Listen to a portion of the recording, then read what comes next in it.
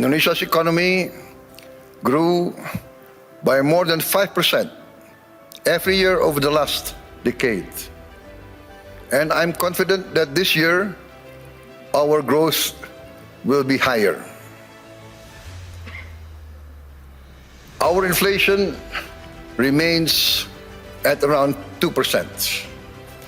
Our government deficit is now kept below 3% of our GDP. International institutions did not praise us because of unfounded optimism. They did so because of evidence. They recognize that Indonesia's economy is resilient. Our policies have been and will always be well calibrated. Peace and stability in Indonesia over the years did not happen by chance.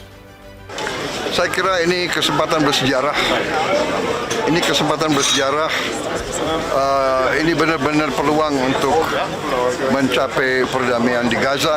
Yang jelas penderitaan rakyat Gaza sudah berkurang, sangat berkurang, ya, sangat berkurang. Bantuan-bantuan kemanusiaan begitu deras, begitu besar sudah masuk. Saya sangat berharap dan Indonesia siap ikut serta. Pesona Prabowo Subianto di hadapan dunia benar-benar sukses membuat 65 kepala negara terpukau. Pidato menggelegar Pak Prabowo di Swiss berhasil mengguncang panggung elit dunia.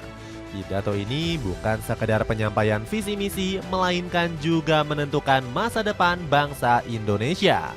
Bagaimana tidak, Forum Ekonomi Dunia atau WEF biasanya dihadiri oleh negara-negara barat dengan ekonomi terbesar. Kini kita sedikit berbangga karena auman macan Asia akan kembali datang dan bukan sekedar menjadi penonton saja.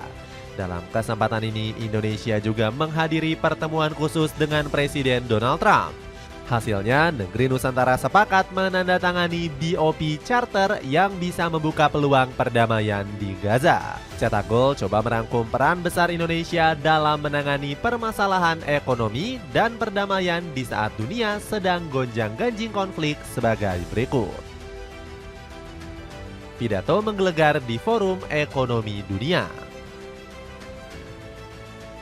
Prabowo Subianto akhir-akhir ini disibukkan dengan kunjungan kerja ke banyak negara. Terbaru, sang presiden terbang ke Swiss untuk menghadiri Forum Ekonomi Dunia atau yang biasa disebut WEF. Sebelum kita mengulas ke situ, kami mau sedikit menjelaskan kabar baik yang datang dari London. Pak Prabowo sukses membawa oleh-oleh untuk rakyat Indonesia. Presiden kelahiran Jakarta ini menjelaskan ada beberapa perusahaan besar Inggris yang akan berinvestasi di Indonesia.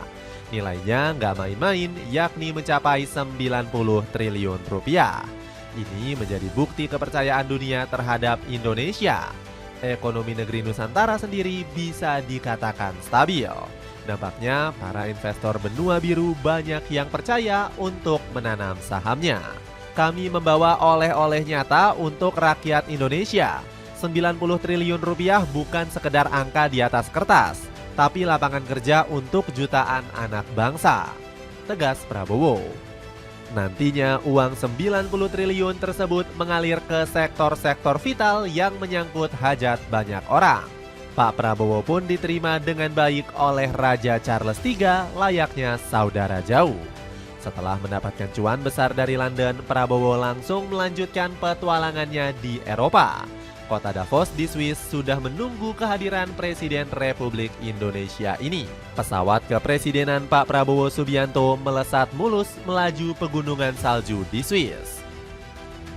Cuaca di Davos yang beku dengan suhu di bawah 0 derajat gak menyurutkan semangatnya. Kehadiran Pak Prabowo di Swiss bukan untuk liburan maupun bermain ski. Sang presiden datang untuk bertarung gagasan di ring tinju ekonomi global melawan pemimpin paling berpengaruh. Forum WEF sendiri merupakan tempat berkumpulnya para penguasa uang dan kebijakan dunia. Disinilah ekonomi Indonesia akan ditentukan nasibnya dalam 3 tahun ke depan. Forum WEF bukan sekedar ajang kumpul-kumpul organisasi seperti ormas di Indonesia. Ini adalah pertemuan antar pemimpin negara sebagai ajang pamer kekuatan paling bergengsi. Tanpa basa-basi, Prabowo langsung menyampaikan pidato menggelegar di hadapan 65 pemimpin negara. Di tengah lautan pemimpin dunia, Pak Prabowo punya misi besar. Sang presiden memperkenalkan konsep ekonomi baru yang diberi nama Prabowonomics. Istilah ini sangatlah unik karena menggunakan nama Prabowo sebagai ajang perkenalan ekonomi Indonesia. Gak heran banyak pemimpin dunia yang penasaran. Kita akan jelaskan sedikit. Prabowonomics merupakan konsep ekonomi yang selama ini sudah dipikirkan Prabowo sebelum menjadi presiden.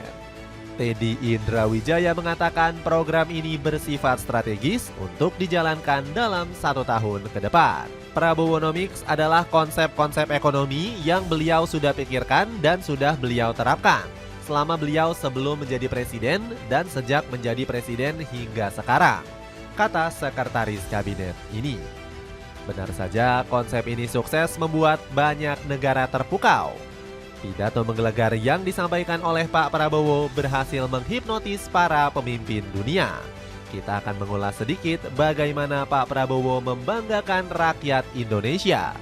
Sang presiden mengatakan kalau sumber daya manusia Indonesia telah meningkat pesat. Kesuksesan ini nggak lepas dari program nyata Prabowo dalam bidang pendidikan. Mari kita simak sejenak pidato Pak Presiden soal kemajuan pendidikan di Indonesia. Last year, for instance, we renovated 16,140 schools. We equipped 288,000 schools, each with one 75-inch interactive flat panels as part of our digitalization of our education program. Next year, in this coming year, 2026, we will add another 1 million of these interactive smart panels so that every school will have at least 3 to 4 classrooms with these panels.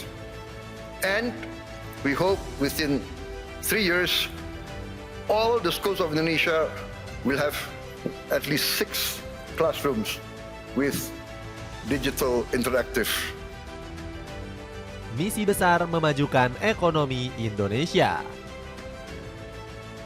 Dari pidato yang disampaikan Pak Prabowo, kita bisa mengambil sedikit kesimpulan bahwasannya sumber daya manusia yang unggul adalah kunci pertumbuhan ekonomi dalam skala panjang. Pak Prabowo mengatakan kalau SDM merupakan penentu utama suatu ekonomi bangsa tumbuh melesat. Kalau kita bicara soal SDM, kualitas SDM di Indonesia masih jauh dari kata memuaskan. Untuk tingkat Asia Tenggara saja, kita berada di urutan ke-6. Kualitas SDM Indonesia bahkan kalah jauh dengan Brunei ataupun Vietnam dengan indeks pembangunan manusia hanya 0,71. Untuk tingkatan dunia jangan ditanyakan lagi, hanya berada di peringkat ke-46 dari 67 negara. Sebuah realitas statistik yang harus bisa diterima oleh semua orang.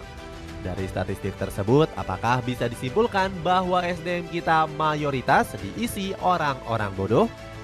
Jawabannya tidak, karena Indonesia sebenarnya punya potensi besar untuk bersaing.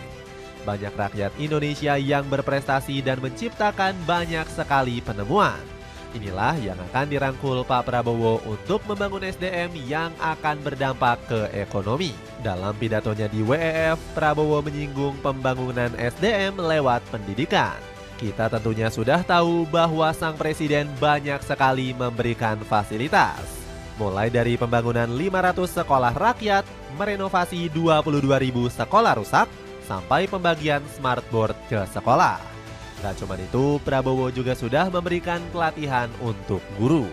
Prabowo pernah mengatakan kalau kemiskinan bisa diputus melalui diri kita sendiri. Kita harus berani memotong rantai kemiskinan. Kita tidak boleh menyerah pada keadaan. Pendidikan adalah investasi masa depan bangsa untuk memajukan ekonomi, kata Prabowo. Memang hasilnya masih belum terlihat karena program ini baru berjalan selama 1 tahun lebih. Kalau kita melihat Cina, mereka membangun pendidikan juga membutuhkan waktu yang lama. Reformasi sistem pendidikan di Cina dimulai pada awal tahun 1980-an.